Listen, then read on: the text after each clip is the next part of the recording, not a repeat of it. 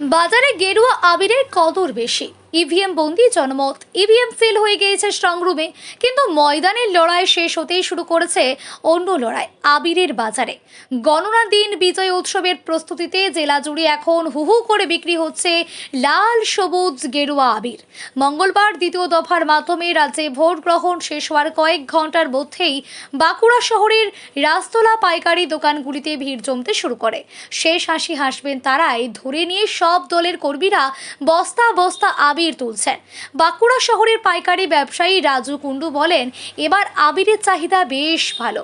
আপাতত গেরুয়া 700 ও সবুজ আবির 400 বস্তা এনেছিলাম, তবে গেরুয়া আবিরের চাহিদাটাই সব থেকে বেশি।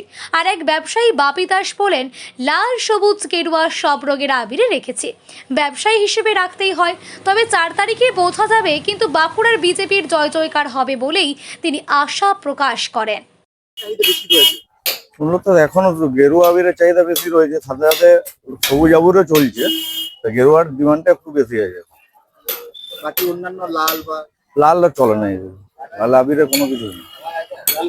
লালটা রেখেছে হরিনামের জন্য চলছে, গ্রামে গ্রামে নিয়ে যাচ্ছে। এখন গেরুয়া সবুজই চলছে। গেরুয়া সবুজ গেরুয়া কোনটা বেশি? আমাদের গেরুয়া চলছে বেশ। দাম কি বেড়েছে আবিরের? আবিরের দাম বেড়েছে, আগে ছিল আমরা 350 টাকা, এখন 50 টাকা করে বেড়ে 400 টাকা হয়েছে এখন ইলেকশনের জন্য। রাজনৈতিক দলের কর্মীরা কি নিয়ে যাচ্ছে? হ্যাঁ, সবাই নিয়ে যাচ্ছে মোটামুটি। এদিকে স্টক করছে নিয়ে গিয়ে স্টক করছে। 4 তারিখ খেলা হবে। 4 তারিখ খেলা হবে। কতটা বিক্রি হয়ে যাবে? এখনো অবধি মোটামুটি 300 বস্তা গেরুয়া বিক্রি হয়েছে, আর 100 বস্তার মতো সবুজ বিক্রি হয়েছে।